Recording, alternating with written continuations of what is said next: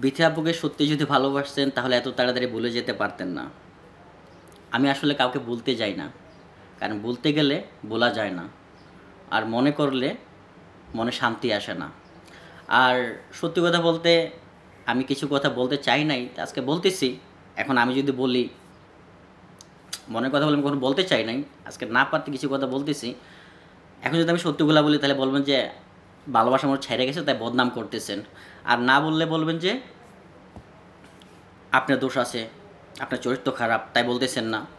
আসল কথা হচ্ছে আমার মা, আমার ফ্যামিলি আমাদেরকে এই শিক্ষা দেয় নাই যে যা হবার হয়েছে আমি ভিতরে রাখছি, আমি কাউকে প্রকাশ করি নাই। সব সত্যি মিথ্যা আমি কী কী হজম করছি 13টা মাসে প্রবাসে আসার পরে। আমি 6 মাস পর পরে বাংলাদেশে যাওয়া ছেলে, ভালোবাসার টানে প্রতিটা 6 মাস পর পর আমি বাংলাদেশে যাই।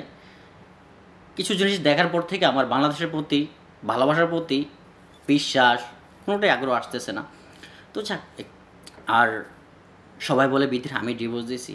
ভাই ডিভোর্স আমি দিই নাই, যার যেরকম স্বাদ মিটে গেছে তার মতো চলে গেছে।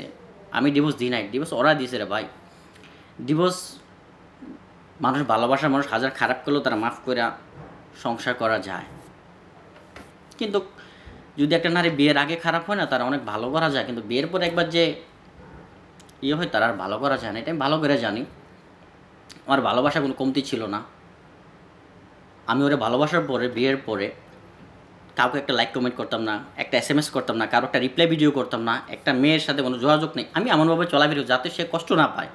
আমি চাই না আমার ভালোবাসা মানুষটা এগুলো দেখলে কষ্ট পাক, ওইরকম ছেলে আমি না। আমার ফ্রেন্ড সার্কেল কারোর সাথে আমি যোগাযোগ করি নাই, দরকারই পড়ে না। আমার ভালোবাসার মানুষ আছে, শেষ, এটাই আমি সুখে। কিন্তু ওরা এমন এমন কাজ করছে, আমার ভিতরটা জৈলা ফুইরা গেছে, আমি কাউকে বলতে পারি নাই। কারণ ওরা দোষ করলো, ওরা ভুল করলো, আবার ওরাই আমাকে ছেড়ে গেলো, আবার ওরাই আমাকে মিথ্যা অপবাদ দিয়ে দিচ্ছিল। আমার আল্লাহর কাছে আমি একটাই কথা বলছিলাম তখন, যে একটা মানুষ কতটা মিথ্যা কথা বলতে পারে, মিথ্যা বইলা বইলা, মিথ্যা বলে একটা মানুষকে খারাপ বানাইতে পারে। অথচ দোষ তাদের থাকা সত্ত্বেও আমি কাউকে কিছু প্রকাশ করি নাই, কাউকে কিছু বলি নাই, বলতেও চাই না। আমি আমার আল্লাহর উপরে ছাইরা দিছি। আমার আল্লাহ জানে আমি 13টা মাস কীভাবে কাটছে প্রবাসে আমার। আজকে আমি ডিভোর্সের 3 মাস পরও আমি সুযোগ দিছি, 3 মাস পর আমি মাফ করছি। যে মানুষ বলতে মেয়ে মানুষ ভুল হইতেই পারে, কিন্তু তাদের থেকে একটা কোনো রেসপন্স বলতে কিছু আমি পাই নাই, বা যে মিলানোর বা কোনো এভরিথিং কোনো কিছু নিউজ আমি পাই নাই।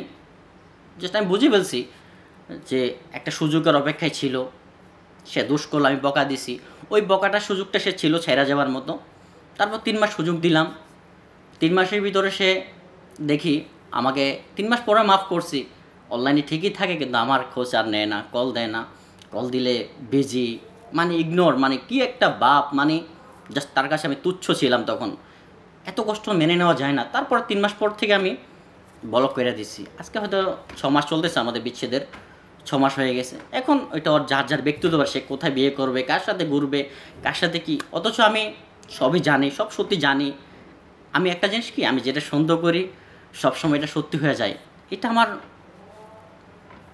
যে আমি জানি এটা সত্যি হয়ে যায়। সব জায়গায়, দুবাইতে, ওখানে ওখানে সব কিছু আমি যা যা দেখছি, সব কিছু মিলে আমি যা যা চিন্তা ভাবনা করি সবই সত্যি হয়েছে। সব, আমি একটা কথা কি, যদি ফ্যামিলির মা ভাই বোন ভালো হয় তাহলে ওই মেয়ের সংসার সারা জীবন করতে পারে। যেখানে মা ভাই বোনের সাপোর্ট পায় না, ওই মেয়ের সংসার করতে খুব কষ্ট হয়ে যায়। আমার এত কিছুর পিছনে আমি তাদের কখনো ক্ষমা করব না।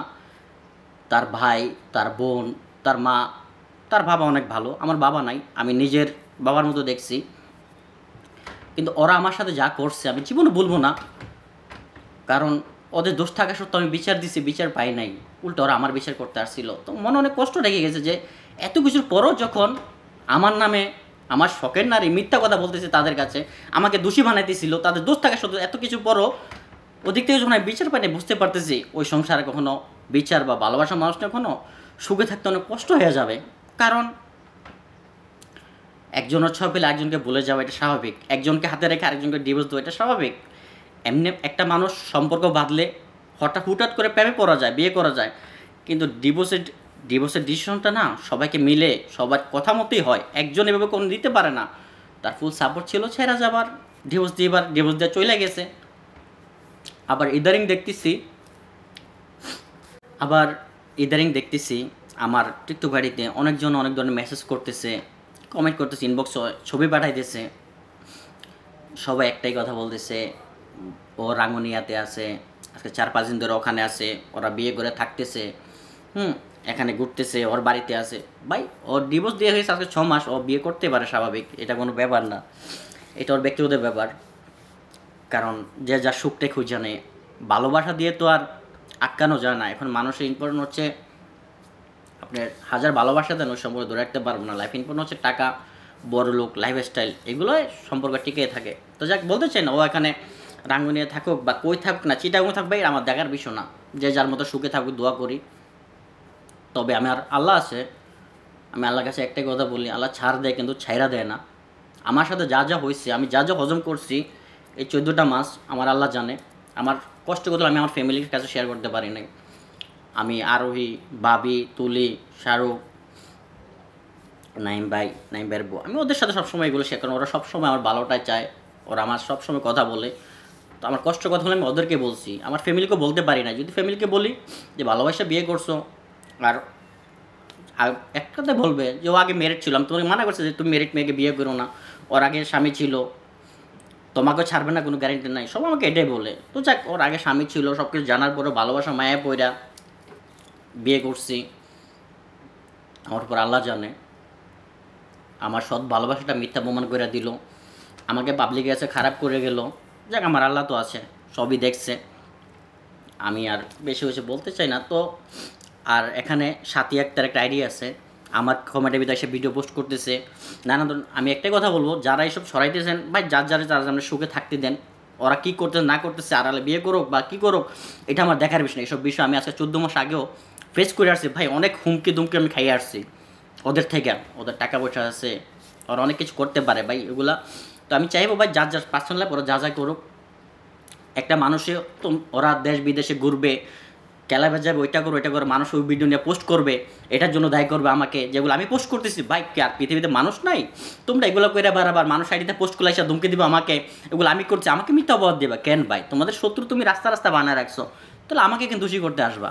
যে ছেলেটা সব কিছু নিজের ফ্যামিলির, বন্ধুবান্ধব সবার থেকে আড়াল করে রাখছে, শেষ পর্যন্ত যে সম্মান রক্ষা করে গেছে, তারা এসে অপবাদ দিয়ে গেছে। দিন শেষে আমি দোষী, ওরাই ভালো মানুষ। তো ওরা ভালো মানুষ, ওরা ভালো নিয়ে থাকুক। আমার ভালোবাসার ভিতরে কোনো পরনারী বা কোনো কিছু ছিল না। উপর আরেকজন আছে, বিদেশে ভিতরে কাজকাম করি, সব সময় আমি ওর সময় দিয়ে গেছি।